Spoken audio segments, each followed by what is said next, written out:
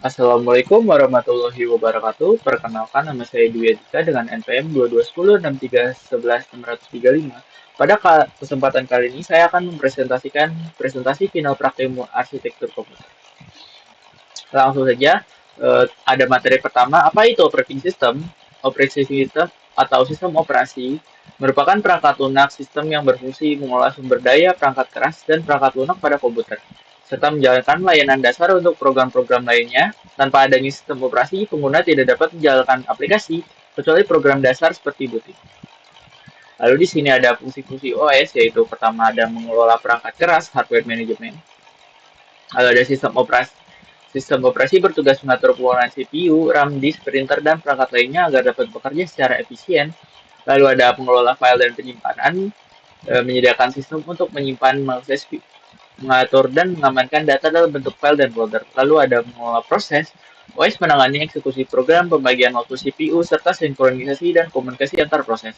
Lalu ada manajemen memori, yaitu mengalokasikan dan mengatur penggunaan RAM untuk berbagai aplikasi agar tidak saling mengganggu.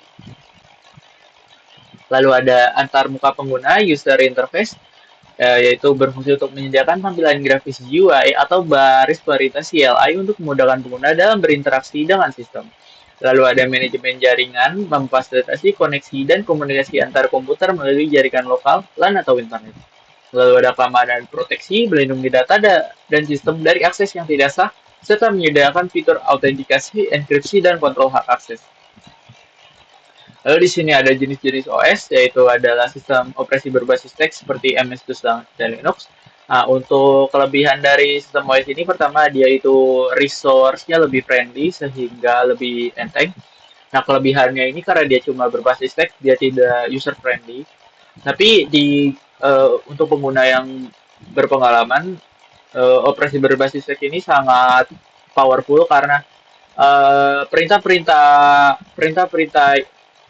low level bisa dilakukan di operasi berbasis teks ini. Ada sistem operasi berbasis GUI seperti Windows, macOS, dan Linux. Nah, OS ini yang biasanya digunakan oleh user kebanyakan, terlebih Windows ya.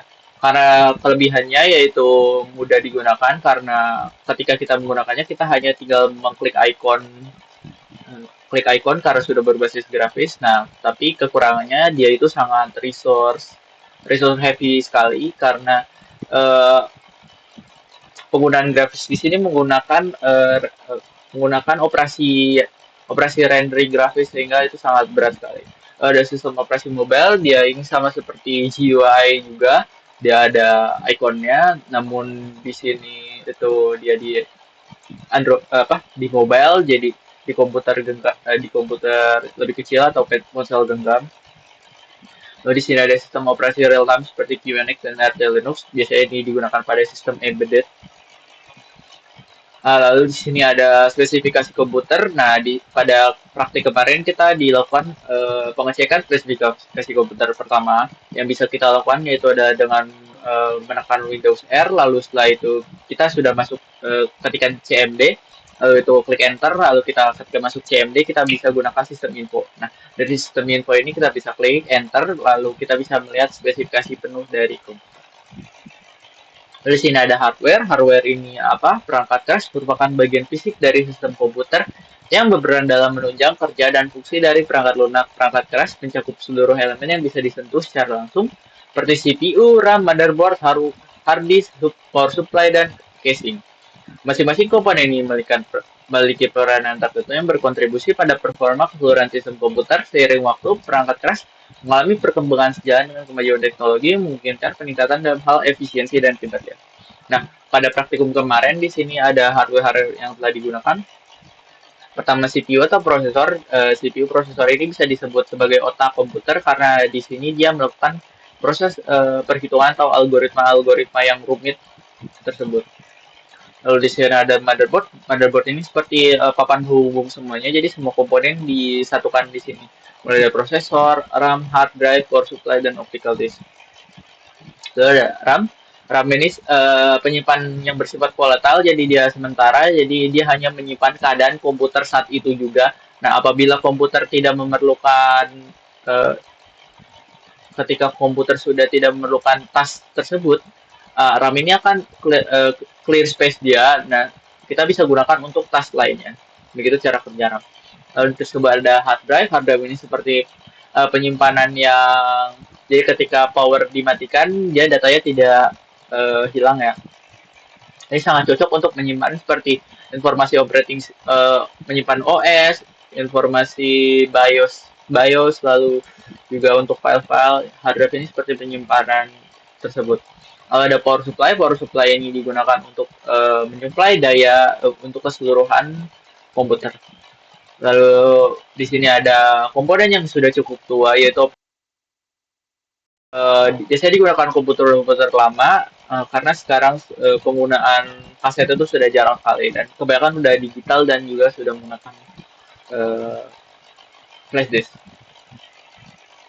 Di sini ada komponen hardware yang digunakan, yaitu ada RAM sebesar 4 GB, lalu ada hard disk GT 500 GB, ada prosesor Intel Pentium 2,6 GHz, lalu ada optical drive DVD-RW SATA, lalu ada power supply 500 watt, ada motherboard Amtron ZX 1945 LM4, chipset Intel i945 LGA 77.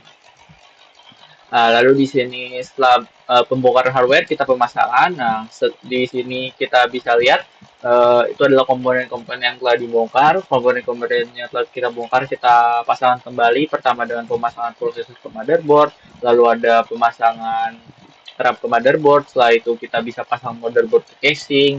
Habis selanjutnya kita bisa sambungkan pemasangan hard drive, lalu kita bisa sambungan kabel hard drive SATA, lalu optical disk drive ke motherboard terlebih dahulu. Lalu selanjutnya kita pasang power supply ini kita pasang seperti kabel 24 pin power supply, kabel 8 pin power supply, kabel power untuk PC fan. Setelah kita pasang power supply, kita bisa pasang casing belakang, back panel, lalu kita pasang casing kembali, lalu kita rapikan. Nah, setelah itu kita bisa gunakan.